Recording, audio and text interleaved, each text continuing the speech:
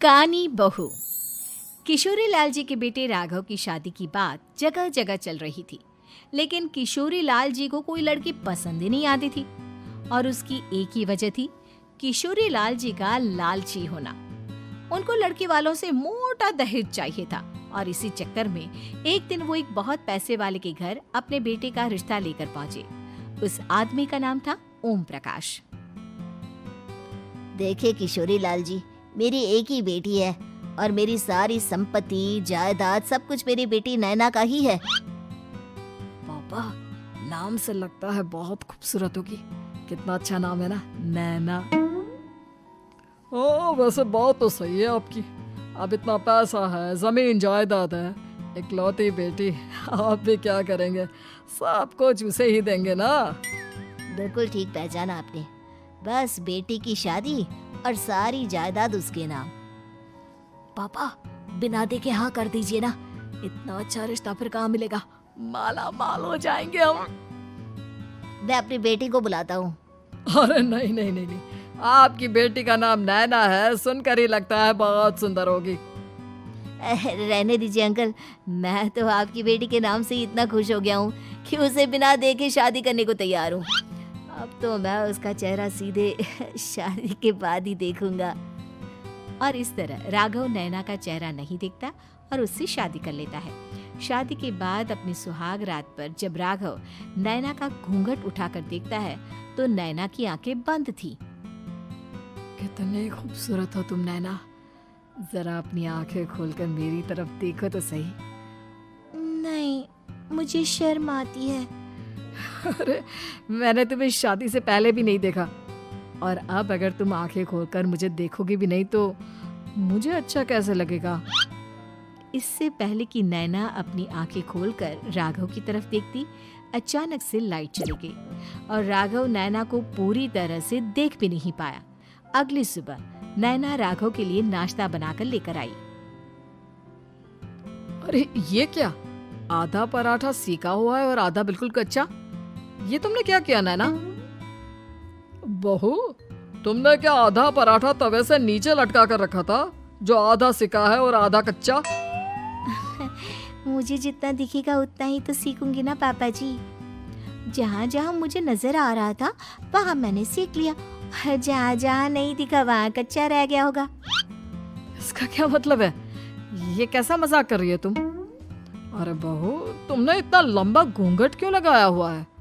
देखो, हमारे घर में बहुओं को बेटी की तरह रखा जाता है, और फिर तुम तो इतना सारा माल लेकर आई हो। देखो, ये घूंघट डालकर रखने की कोई जरूरत नहीं है। हाँ नैना, पापा जी ठीक कह रहे हैं, तुम तो आराम से रहो, अपना ही घर समझो। नैना अचानक से अपना घूंघट उठा लेती है। अरे ये क्या पापा, नैना की तो एक आंख फूटी हुई है। नाम से नैना, लेकिन ये तो कानी बहू निकली। मेरे साथ धोखा हुआ है, धोखा। बिना दिखाए अपनी कानी लड़की मेरे संग ब्याह दी। मुझे कानी बीवी नहीं चाहिए। मुझे अभी ओम प्रकाश जी से बात करनी पड़ेगी। आखिर उन्होंने मेरे साथ ऐसा किया क्यों? अरे, आप लोगों ने ही तो पापा से कहा था कि आप लोग शादी से पहले मुझे देखना नहीं चाहते। अब मेरे पापा पर क्यों इल्जाम लगा रहे हैं? अरे लेकिन उन्हें बताना तो चाहिए था ना कि तुम कानी हो, एक आंख से तुम्हें दिखाई नहीं देता। किशोरी लाल और राघव नाराज होकर ओम प्रकाश को अपने घर बुलाते हैं। पापा जी, ये आपने क्या किया? शादी से पहले बताया क्यों नहीं कि नैना की आंखों में परेशानी है? अरे, आप ही ने तो लड़की देखने से मना कर दिया था। अरे लेकिन आप बता तो सकते थे। आपको तो हमारी बेटी की प्रॉपर्टी चाहिए थी, वो भी पूरी की पूरी। अब क्या हुआ अगर उसे आधा दिखाई देता है? प्रॉपर्टी तो आपको पूरी मिल गई ना। अरे ये क्या बात हुई? मेरी शादी प्रॉपर्टी से नहीं, आपकी बेटी से हुई है। अब ये तो पहले सोचना चाहिए था, तब तो मेरी प्रॉपर्टी देखकर तुम्हारी जुबान लप लपा रही थी। लेकिन मैं कानी लड़की को अपनी बीवी बनाकर नहीं रख सकता। पापा, कुछ करिए ना आप। हाँ, करता हूँ। देखिए ओम प्रकाश जी, आप हमारे साथ ऐसा नहीं कर सकते। और तुम देखो, अगर तुमने मेरी बेटी से शादी तोड़ी ना, तो जो भी प्रॉपर्टी मैंने तुम्हें दी है वो तो पूरी की पूरी वापस ले ही लूंगा, और आधी प्रॉपर्टी तुम्हारी भी लूंगा। अरे मेरी आधी प्रॉपर्टी भला क्यों लेंगे आप?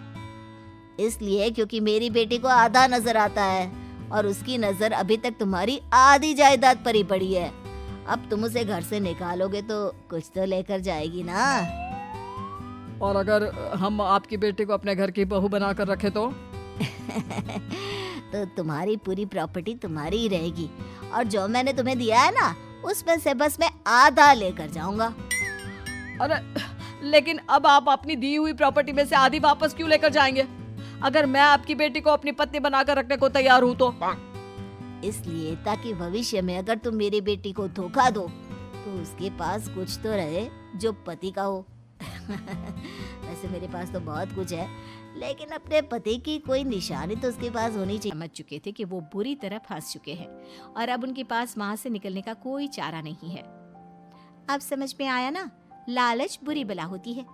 एक तो तुम्हें प्रॉपर्टी मिली, ऊपर से बीवी मिली, उसमें तुम्हें नखरे भी दिखाने हैं। आए बड़े, चुपचाप बैठो दोनों। कुछ दिनों के बाद नैना राघव की कार लेकर बाजार घूमने निकलती है और जब कार लेकर वापस आती है, अरे ये क्या, एक तरफ से मेरी गाड़ी पूरी खराब हो चुकी है। लगता है तुमने मेरी गाड़ी को किसी दूसरी गाड़ी के साथ एक्सीडेंट किया है। अरे अरे कितना बड़ा नुकसान कर दिया तुमने बहू। वो क्या है ना पापा जी, मुझे एक आंख से दिखाई नहीं दे रहा था, सामने से गाड़ी आ रही थी। मुझे तो सिर्फ आधा ही दिखाई दिया और वो गाड़ी मेरी कार से रगड़ते हुए निकल गई। अब मैं क्या करूं बताओ? आप इसे ठीक कराने के पैसे कौन देगा? तुम्हारे पापा? तुमने मुझसे इस तरह से बात की? अभी रुको। नैना राघव की शिकायत ओम प्रकाश को कर देती है। देखो राघव, अब जो मेरी आधी प्रॉपर्टी तुम्हारे पास थी ना, उसमें से आधी और मैं लेकर जाऊंगा, क्योंकि तुमने मेरी बेटी को डांटा। अरे नहीं नहीं पापा जी, गलती हो गई, माफ कर दो। गलती की तो कोई गुंजाइश ही नहीं। अगली बार मेरी बेटी को डांटा तो बची हुई आधी में से आधी और ले जाऊंगा। लालच के चक्कर में हम दोनों ने बहुत बड़ी गलती कर दी बेटा। एक तो तुम्हें कानी बहू मिली और ऊपर से जो माल मिला वो भी काना।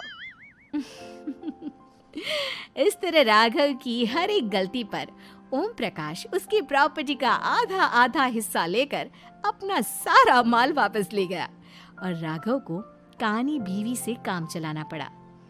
भाई लालच वाकई में बुरी बला है।